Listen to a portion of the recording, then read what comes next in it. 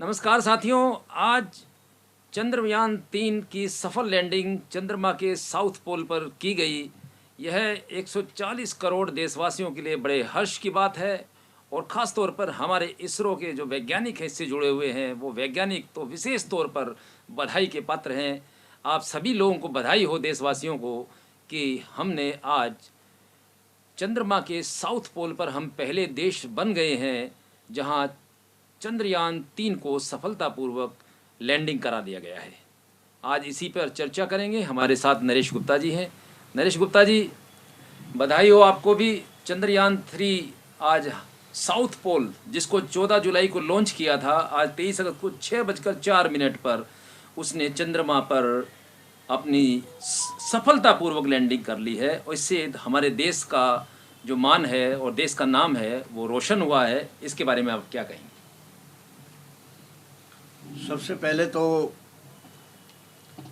पूरे देशवासियों को बधाई, और विशेषकर उन वैज्ञानिकों को जिसमें इनका सीधा सीधा बहुत बड़ा योगदान है।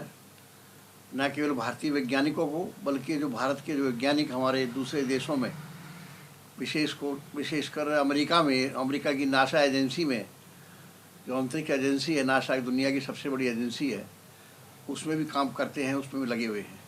तो तमाम वैज्ञानिकों को जो अंतरिक्ष के अंदर सक्रिय हैं, उनकी खोज में सक्रिय हैं, और आज वास्तव में भारत के लिए बहुत ही गर्व का दिन है कि हमारे वैज्ञानिकों ने सफलता प्राप्त की।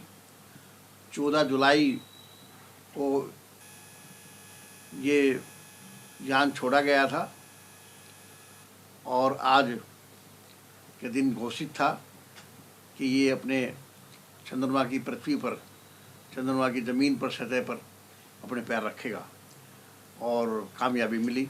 इसके लिए पुनः एक बार फिर बधाई देता हूँ। दूसरी बात जो सबसे बड़ी ये है कि भारत के अंदर, हमारे देश में ही नहीं,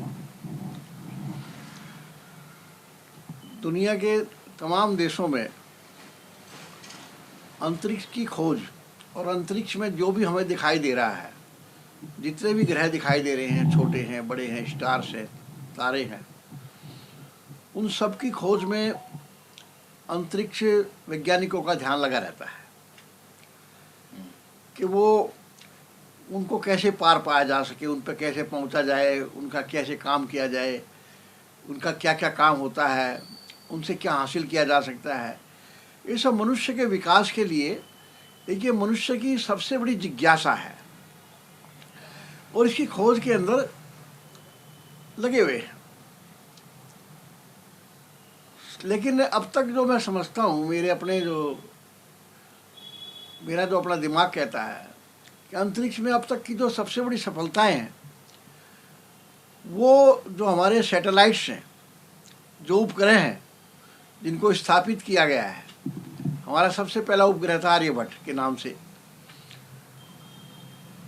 वो जो स्थापना की गई थी अंतरिक्ष में, उनसे सबसे ज़्यादा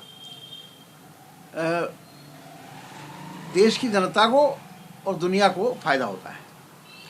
कि तमाम जितने भी आपके मौसम का विज्ञान है, मौसम के बारे में जो भविष्यवाणियाँ की जाती हैं, अब की बार कितनी सर्दी पड़ेगी, कितनी बरसात होगी, कितनी गर्मी पड़ेगी, सर्दी पड़ेगी, तमाम सब बातें जो हैं, कहाँ कहाँ भूचाल आएगा, बाढ़ आएगी, या जो भी आने वाला है, उसके बारे में जो भविष्यवाणियाँ की जाती हैं, वो अब इतनी सटीक मिलने शुरू हो गई हैं आदमी को कि आदमी ऐसा लगता है कि जो चीज़ कभी भगवान के जिम्मे छोड़ी जाती थी कि भगवान को पता है, भगवान को पता है, आज भगवान तो पता नहीं उसको पता है कि नहीं होता है, या भगवान कौन है इसका हमें पता नहीं है, लेकिन आदमी को इस बात का जरूर पता लग गया है। आदमी ने अपनी खोज करके, अपने ही खोज से अपने बारे में बताया है।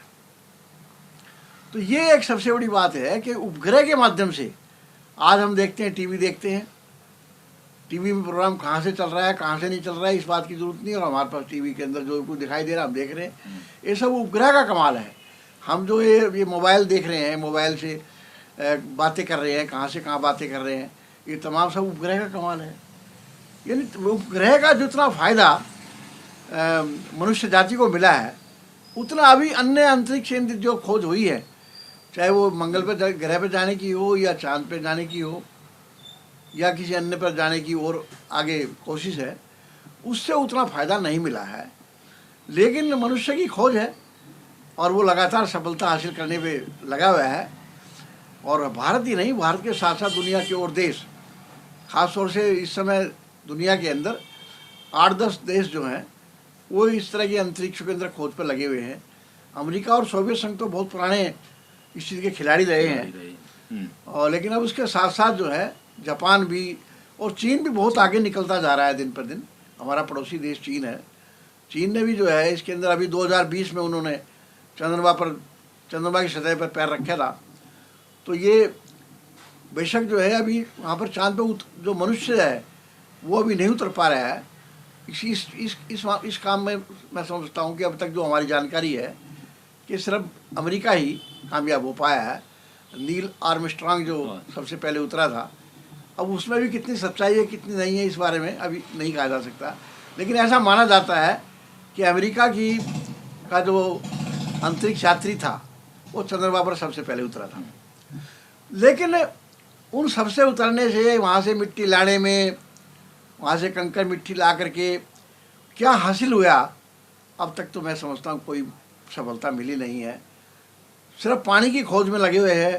पूरी मनुष्य जाति इस बात में लगी हुई है कि पानी कौन से ग्रह पर है, क्योंकि पानी एक ऐसा स्रोत है कि जहाँ पर जीवन की जो है संभावना हद पाई जाती है, क्योंकि जल ही जीवन है। जहाँ जल होगा, जहाँ पानी होगा, निश्चित रूप में वहाँ पर जो है जीवन की संभावना होगी और वहाँ पर कोई ना कोई जीवन मिलेगा। लेकिन अभी तक इसमें कोई कामयाबी नहीं मिली है। पिछले 70-80 साल से तमाम दुनिया के बड़े बड़े अंतरिक्ष यात्री क्या, अंतरिक्ष एजेंसीज क्या, सब लगे हुए हैं। लेकिन फिर भी मनुष्य का स्वभाव है, मनुष्य की जिज्ञासा है, वो लगा हुआ है और हासिल करके रहेगा। सफलता है, सफलता चलती रहती है, लेकिन अपने प्रयास का भी वो पीछे नहीं हटता है, अपने प्रयास को लगा रहता है। लेकिन फिर भी हमें किस बात की बड़ी खुशी है कि हमारे देश के वैज्ञानिकों ने एक बहुत ही बढ़िया कामयाबी, और बहुत ज़्यादा पैसा नहीं लगा, मात्र 650 करोड़ के आसपास के करीब लगे हैं। जो एक बड़ा ब्रिज बनाना हो, किसी नदी पर बड़ा ब्रिज बनाना हो या फ्लाईओवर बनाना हो, तो उस पर भी इतना खर्च हो जाता है। तो इतना ज़्यादा पैसा भी नहीं खर्च किया है। लेकिन और मैं ये कहना चाहता हूँ इस मामले को लेकर, अभी हमारे देश के अंदर जिस तरह से किसी एक चीज़ को ब्रांड बना करके, जैसे एक कमर्शियल व्यक्ति जो होता है ना, कमर्शियल एजेंसी कोई भी होती है, अपने ब्रांड को बेचने के लिए वो तमाम प्रकार का वो करती है, एक एडवर्टाइजमेंट करती है, उसको ब्रांडिंग करती है, कमर्शलाइजेशन करती है उसका। ठीक इस प्रकार से मैं देख रहा हूँ कि हमारे देश के अंदर पिछले 9-10 सालों से एक मतलब किसी चीज़ को, चाहे वो हमारे काम आए, एक आम आदमी के जीवन में कुछ सुधार आए या ना आए, लेकिन उसको ऐसे ढंग से ब्रांडेड करते हैं, उसको ऐसे ढंग से उसको लिपापोती करते हैं, उसको ऐसा मलम्मल चढ़ाते हैं उसके ऊपर कि वो ऐसा लगता है जैसे वो अगर चीज़ हो गई तो हमारी तमाम समस्या का हल हो गया। इस मामले में भी कुछ ना कुछ जो है मैं समझता हूँ कि जैसे जो ये चंद्रयान 3 जो है, जो चंद्रमा की सतह से पे उतरा है, तो उस पर भी लगातार पिछले मैं देख रहा हूँ पिछले 1-1.5 महीने से और पिछले हफ्ते से तो विशेष तौर से ऐसे बताया जा रहा है मानो जैसे भारत के 140 करोड़ लोगों की समस्याओं का हल वो चंद्रमा पर उतरना ही एक सबसे बड़ी सफलता है। तो ये बहुत बड़े दुर्भाग्य की बात है, ये कोई अच्छी बात नहीं है। आप कहेंगे कि भारत जो है अमृत महोत्सव मना रहा है, आज़ादी का अमृत महोत्सव मना रहा है, जैसे सब लोग अमृत पी रहे हैं।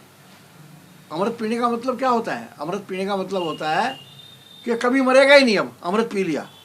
मतलब ऐसी ढंग से बताई जाती है। जैसे अभी हमारे देश में G20 का नेक्स्ट मंथ जो है सितंबर के दूसरे सप्ताह में ग्रुप 20 के देशों की हाँ। मीटिंग होने जा रही है, और उसको ऐसे ढंग से बताया जा रहा है, उस पर हजारों करोड़ रुपया उसकी एडवर्टाइजमेंट किया जा रहा है, और उस पर लगेगा कि मानो जैसे G20 का जो सम्मेलन है वो हमारे तमाम देश की समस्याओं की को हल लेकर के आएगा, ऐसे ढंग से बताया जा रहा है। तो ये जो एक प्रकार की जो ये वास्तविकता से परे हट करके, देश की जनता को वास्तविकता से परे हटा करके चीज़ों को पेश करना, ये ऐसे मानो जैसे मिट्टी को बहुत अच्छे पैकिंग करके आप उसे सोना बता करके बेच रहे हो। मिट्टी है लेकिन आप उसे इतना बढ़िया पैकिंग करते हो, पैकिंग करके दिखाते हो कि जैसे आप ये मिट्टी खरीद लोगे तो आपके घर के अंदर रोशनी आ जाएगी। तो इस तरह का एक जो रवैया जो अपनाया गया है, जो हमारे जो ये साधन है, प्रचार के जो साधन है, इनका जो दुरुपयोग किया जा रहा है, इसको मैं दुरुपयोग ही कहूँगा, क्योंकि लोग तो आखिर सुनते कैसे हैं, लोग तो इन्हीं बातों सुनते हैं। लेकिन आप ये बताइए कि इस देश के जो 100 करोड़ लोग हैं जिनकी हालत अच्छी नहीं है, आर्थिक हालत अच्छी नहीं है, उनको आप कहे जाओ कि भारत की अर्थव्यवस्था तीसरी अर्थव्यवस्था बनने जा रही है दुनिया की। अरे भाई, तीसरी अर्थव्यवस्था से क्या हो जाएगा? और पांचवी अर्थव्यवस्था से कौन सा हो रहा है? जब 1960 के अंदर 8वीं अर्थव्यवस्था थी दुनिया की, भारत जो है 1960 में 8वीं अर्थव्यवस्था कहलाता था। उस समय की स्थिति ज़्यादा बेटर थी आज के मुकाबले में। लेकिन आज जब वो पाँचवीं अवस्था में पहुंच गया है, 5वीं अर्थव्यवस्था में पहुंच गया है, और तीसरी में पहुंच जाएगा या दूसरी पहली में ही पहुंच जाएगा, तो उससे क्या होगा? अमेरिका तो पहली अर्थव्यवस्था है, अमेरिका के अंदर 25% जनता वहाँ की बेरोजगारी से जूझ रही है। वहाँ कितना क्राइम है, वो तो दुनिया की पहली अर्थव्यवस्था है। चीन दूसरी अर्थव्यवस्था, चीन का हाल देखिए क्या हो रहा है चीन का। वहाँ भयानक बेरोजगारी फैल रही है, आर्थिक मंदी आई हुई है, भयानक आर्थिक मंदी आई हुई है, लोगों के पास रोजगार नहीं है, लोगों का काम नहीं है, महंगाई इतनी बढ़ रही है। तो ये केवल जो है इस प्रकार के ये जो ब्रांड बना करके एक जो सत्ता का जो कोई भी सत्ता, मैं मौजूद सत्ता की बात नहीं कर रहा हूँ, कोई भी सत्ता है, उनसे पहले जो सत्ताएं थी उस समय पर ये प्रचार के साधन उतने ज़्यादा नहीं थे, या उन्होंने इसके महत्व को समझा नहीं। लेकिन मैं समझता हूँ पिछले 9-10 सालों से ये जो सरकार चल रही है वर्तमान, इसने आम जनता के दिमाग को मानो कैप्चर करने का एक रास्ता बना लिया है कि कैसे कैप्चर करके और वो सब बातें बताई जाए जो उसके किसी काम की नहीं है। अब G20 से भारत के 140 करोड़ लोगों का क्या लेना देना? क्या कर लेंगे वो एक G20 के अंदर आने वाले? अब वहाँ अमेरिका भी आएगा, रूस आएगा, चीन आएगा, अभी ब्रिक्स के अंदर जो है वहाँ पर अफ्रीका में चल रहा है, उससे क्या हासिल हो रहा है? तो ये एक बहुत बड़ी बातें हैं। आम जनता की जो बातें, एक आम जनता को क्या चाहिए? एक अंधे को क्या चाहिए? आंखें। एक भूखे को क्या चाहिए? रोटी चाहिए। एक बीमार आदमी को क्या चाहिए? डॉक्टर, इलाज चाहिए। एक अनपढ़ बच्चे को क्या चाहिए? शिक्षा। उस बारे में क्या है? उस बारे में कोई बात होती है ब्रांडिंग बना करके?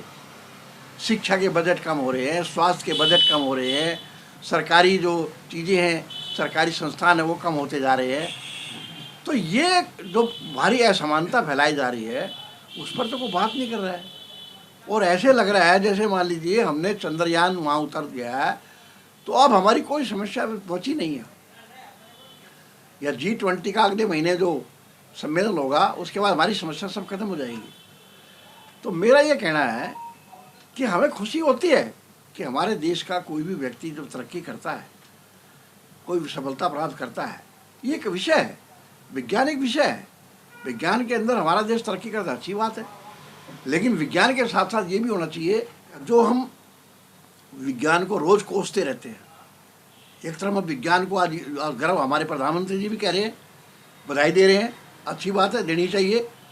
लेकिन वही प्रधानमंत्री जी या और जो उसके अन्य मंत्रिमंडल के लोग हैं या भारत के और अन्य जो बड़े बड़े अपने आप को कर्णधार मानते हैं, वो चाहे किसी भी राजनीतिक पार्टी से संबंध रखते हों, वो जो लोगों को अंधविश्वास में धकेलते हैं, उनकी समस्याओं के लिए उनको अंधविश्वास में धकेलते हैं, वो क्या है?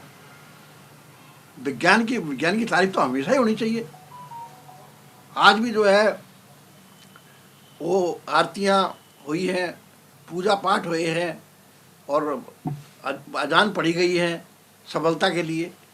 मैं पूछना चाहता हूँ कि ये जो वैज्ञानिकों ने आविष्कार किया है, वैज्ञानिकों ने सफलता प्राप्त की है, अगर मान लो 1%, 0.1% अगर ये फेल हो जाता तब क्या होता उन पूजाओं का और प्रार्थनाओं का और अजान का क्या होता। और पहले भी हुआ है, अभी चंद्रयान 2 जो है अभी असफल हुआ कि नहीं हुआ? 2019 में असफल हुआ था। तो ये कोई बात नहीं है, विज्ञान विज्ञान है, विज्ञान सफल भी होता है, सफल भी होता है, वो आगे बढ़ता है, असफल होकर घर में नहीं बैठता है। लेकिन आप अगर भाग्य के सहारे चलना चाहते हैं, भाग्य के सहारे अगर जीवन को चलाना चाहते हैं, फिर निश्चित रूप से आप वहीं बैठे रहेंगे जहाँ बैठे रहे, आप आगे नहीं बढ़ सकते। तो विज्ञान सर्वोपरि है, विचार में भी और हमारे व्यवहार में भी विज्ञान की जो भूमिका है उसको हम सलाम करते हैं, उसको हम हमेशा प्रणाम करते हैं और उस पर हमेशा गर्व करते हैं। ये मेरा कहना है। विज्ञान की भूमिका बहुत ही महत्वपूर्ण है और इस चंद्रयान 3 मिशन के सफलतापूर्वक चंद्रमा पर उतरने से चंद्रमा की सतह की कुछ नई नई खोजें और जानकारियां हमें प्राप्त हो सकेंगी और ये कार्यक्रम हमारा और आगे बढ़ेगा, हमारा स्पेस प्रोग्राम। तो अभी हमने गुप्ता जी के विचार जाने और भी जो अपडेट्स आएंगे आगे हम आप तक पहुंचाएंगे। बहुत बहुत धन्यवाद आपको।